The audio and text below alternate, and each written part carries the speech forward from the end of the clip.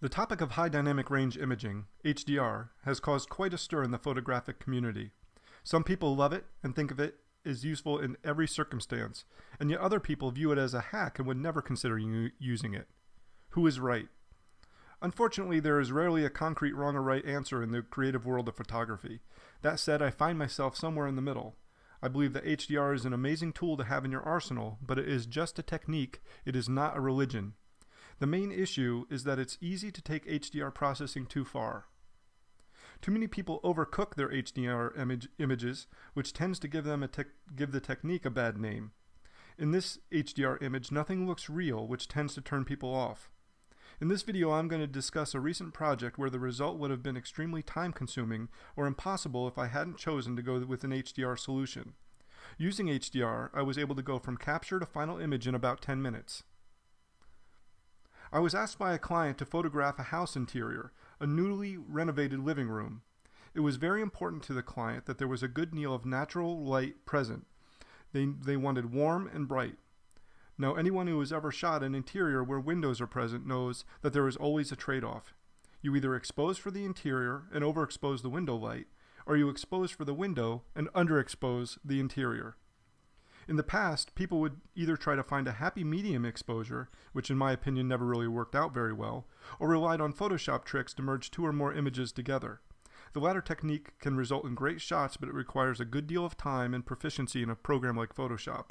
Let's take a look at the few of my initial shots. Here is the happy medium exposure.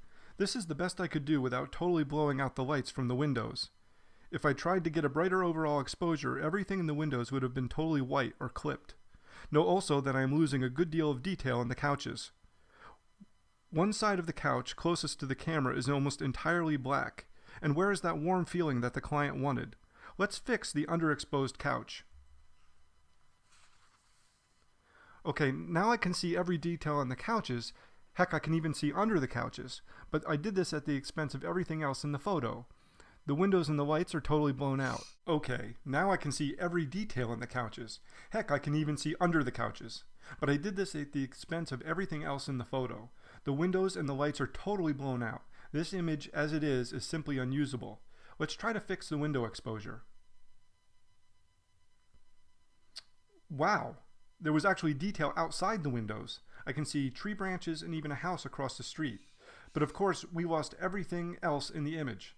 At this point, you might start to become frustrated, or even a little bit nervous if this was a paid shoot. So what are we going to do? As I mentioned at the beginning of the talk, we could take multiple images into Photoshop and use layers or dodging and burning to try to create a usable single image. But that is going to take a ton of work, and honestly, I've never seen it come out perfectly. HDR to the rescue. HDR will allow us to algorithmically merge our multiple exposures into a single image that contains much of the detail that our eyes will be able to see in the actual scene. Historically, the top contender for HDR creation software has been Photomatix.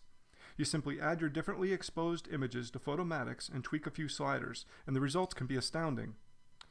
While Adobe Photoshop CS4 had HDR merge functionality, most people wouldn't even consider using it. It was really that bad.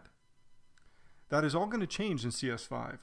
Many people who have tried this new functionality agree that Adobe has finally caught up to or even surpassed Photomatix. Note though that Photomatix sells for $99, whereas CS5 will run you $6.99 if you aren't upgrading. Well, here is the final result of running our 5 exposures through Photomatix. Notice that we have near perfect exposure everywhere.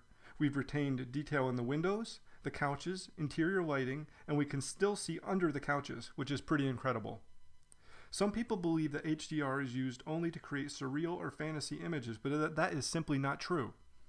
HDR can be one of the most powerful techniques in your arsenal.